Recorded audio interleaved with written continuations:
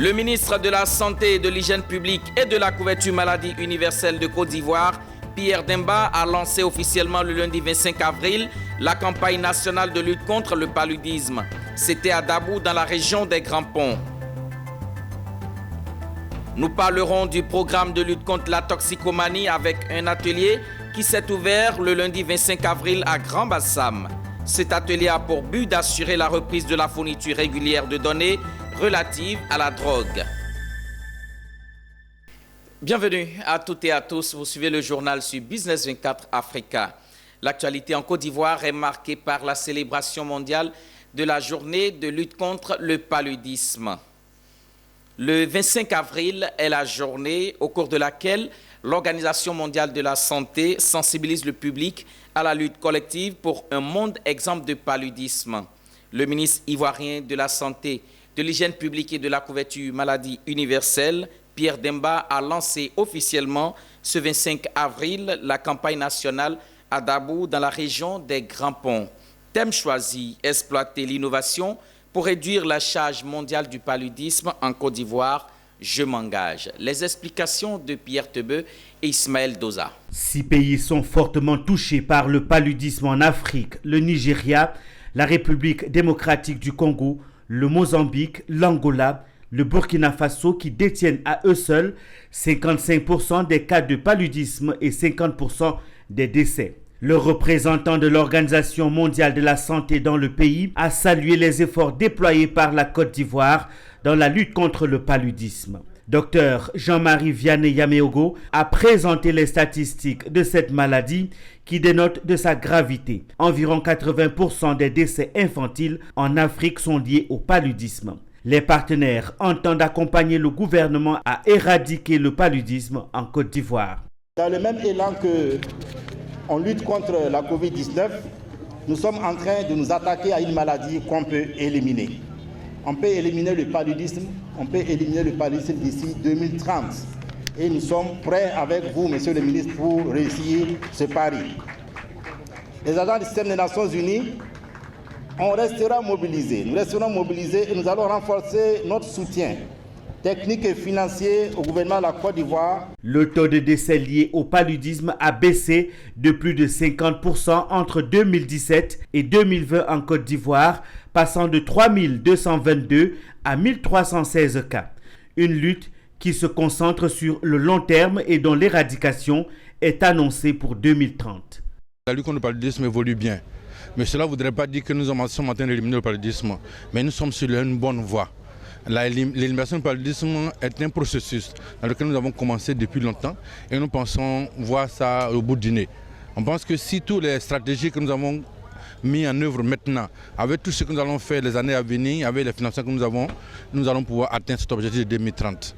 Donc sinon, en matière de lutte contre le paludisme, nous avons une très bonne progression en matière de prévention, en matière de prise en charge de lutte contre le paludisme.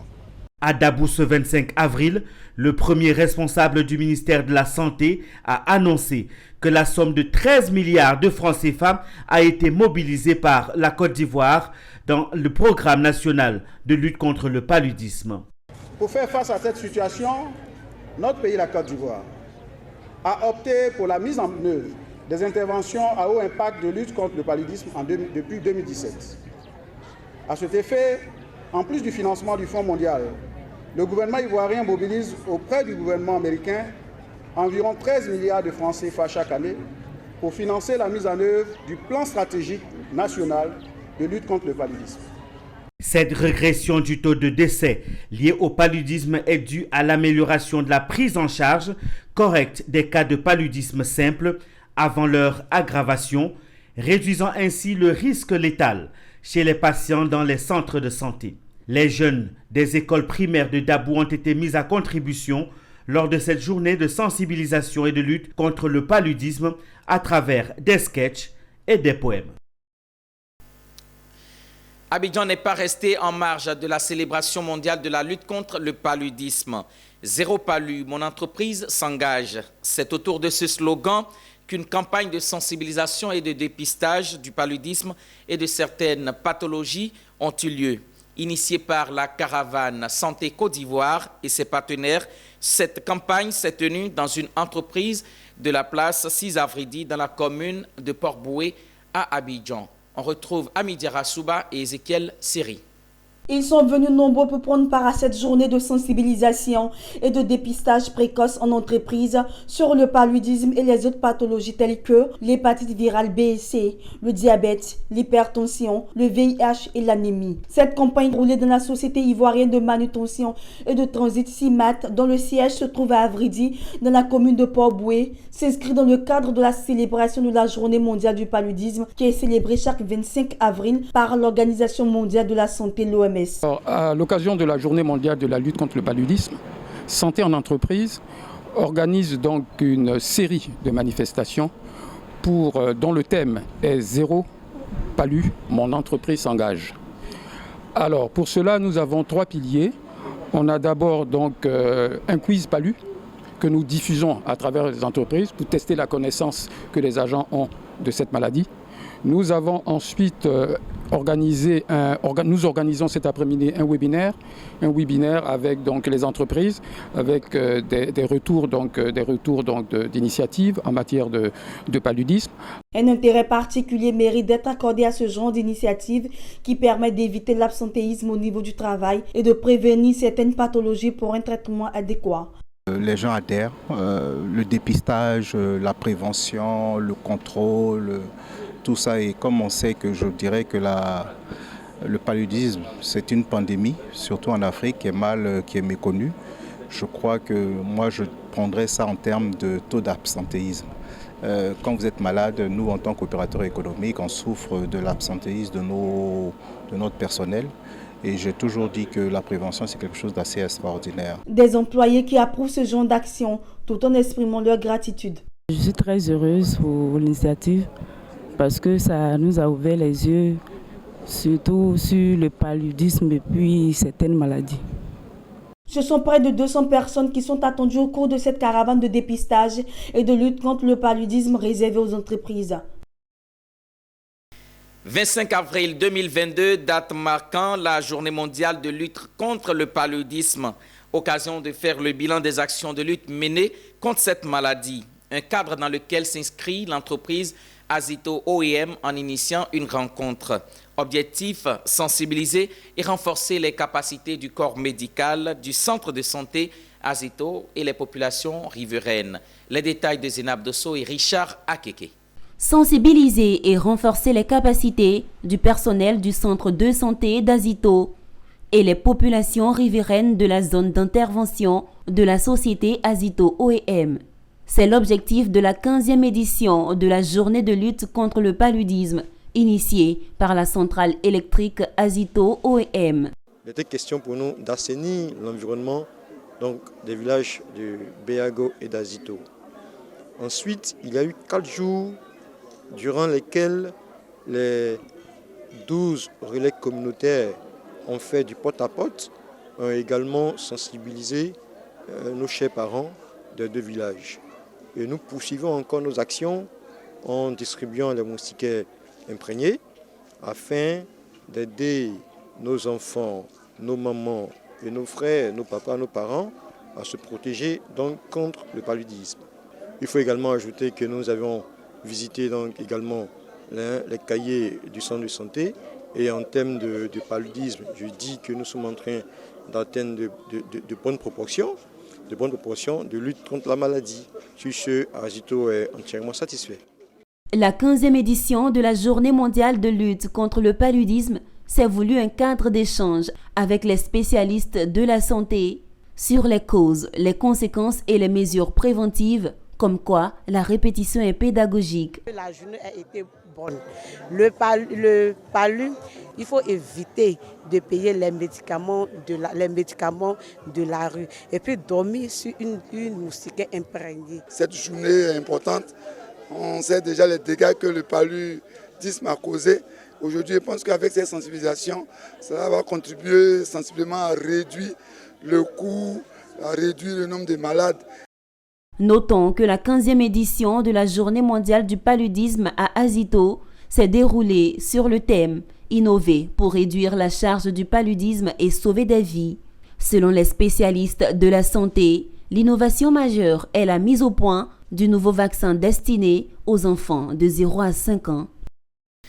Toujours dans la parenthèse santé, nous parlons de la lutte contre la toxicomanie.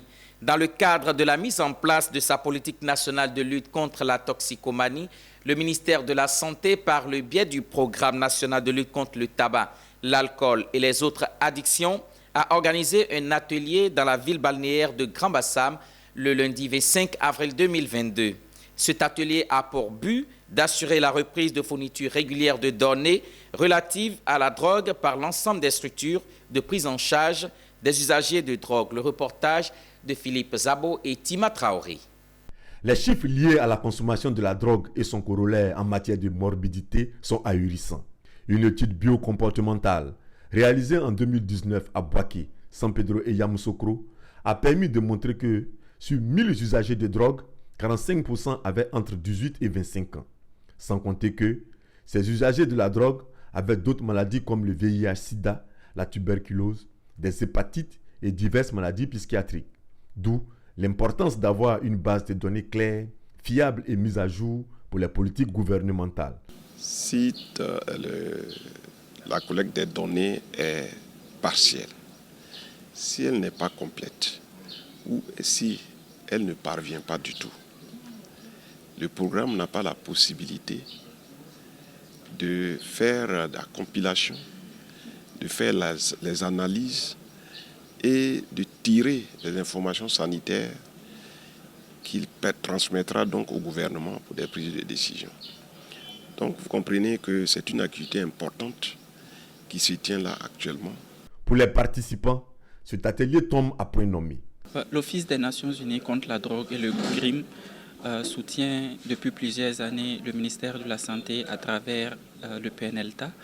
Et nous sommes aujourd'hui à Grand-Bassam, en Côte d'Ivoire, pour continuer à soutenir le processus de collecte de données, le processus de surveillance et de système d'information de la drogue. La réalisation de cet atelier est le bienvenu parce que ça nous permettra de mieux planifier et de mieux suivre nos usagers de drogue. Longtemps, ça a été difficile de pouvoir récolter les informations sur les usagers de drogue. Et avec cet atelier, je pense qu'on sera mieux outillé à la fin pour pouvoir mieux prendre en charge nos usagers de drogue. L'atelier de redynamisation de la collecte de données hospitalières sur les usagers de drogue prendra fin le 28 avril. Ces conclusions sont attendues par le gouvernement. Toute autre chose à présent, le SINACOFESI, entendez, Syndicat national des consultants et formateurs entrepreneurs de Côte d'Ivoire, a récemment tenu son congrès constitutif. Ce premier congrès leur a permis d'adopter leurs tests statutaires, procéder à l'élection de certains responsables et dégager le bureau qui tiendra les rênes de ce syndicat pour les 5 prochaines années. Le commentaire de Marie-Christelle Zogué. C'est un nouveau-né dans le monde de la lutte syndicale. Il vient aussi pour contribuer à la construction et au développement de l'économie sociale et solidaire. C'est le SINACOF Côte d'Ivoire, entendez, Syndicat national des consultants et formateurs entrepreneurs de Côte d'Ivoire. Ce syndicat a réussi son premier congrès le dimanche 24 avril dernier. Un congrès constitutif qui a permis, entre autres, plusieurs travaux. Il s'agit notamment de l'adoption des textes statutaires, l'élection de certains responsables. C'est Michel Fritas Donvidé qui va guider le navire SINACOF Côte d'Ivoire pour les 5 prochaines années. Je voulais inviter tous les consultants formateurs, tous les acteurs de la formation professionnelle à se joindre à nous pour que nous puissions réaliser les objectifs que le syndicat s'est assigné pour l'amélioration des conditions de vie et surtout la professionnalisation du métier de consultant formateur. Nous souhaiterons être une branche professionnelle à part entière et pour y arriver, nous avons besoin de l'adhésion pleine et totale de tous les consultants formateurs de Côte d'Ivoire. Toute expertise confondue, nous avons besoin d'eux parce que notre métier est un métier transversal sur tous les secteurs d'activité. L'essentiel n'est pas de créer avec beaucoup de monde, mais l'essentiel c'est comment on se développe. Nous voudrions les rassurer et leur promettre qu'ils trouveront auprès de notre institution, la Chambre de commerce, tout le soutien et l'accomplissement nécessaires. Au sorti des travaux, un bureau de 12 membres a été installé. Le SYNACOF Côte d'Ivoire est un syndicat patronal de la formation professionnelle. Sa vision est de professionnaliser le métier de consultant formateur pour être une branche professionnelle reconnue par l'État et promouvoir le travail décent pour développer l'ingénierie des compétences. Loin d'Abidjan, la ville de Bondoukou, encore appelée ville aux mosquées, vit intensément ce mois de Ramadan. Récemment, le grand imam de Bondoukou a organisé une retraite spirituelle appelée Itikaf, période qui veut que les fidèles en jeûne passent un temps donné dans une mosquée dans l'adoration de Dieu. Le reportage de Anissé Kouadio, notre correspondant régional. Ils sont venus nombreux pour cette période importante, du foyer de l'imam Mousso jusqu'à la grande mosquée, en louange et en adoration.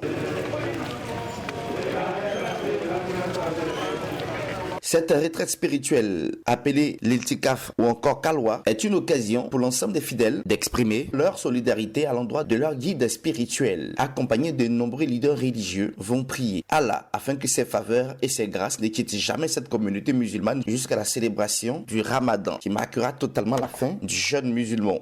L'Iltikaf représente un retrait spirituel qui est effectué par tous les musulmans qui ont la foi et qui ont eu des chances pour rentrer pendant 10 jours pour invoquer Allah subhanahu wa ta'ala. C'est très important pour les musulmans parce que il y a la nuit du destin.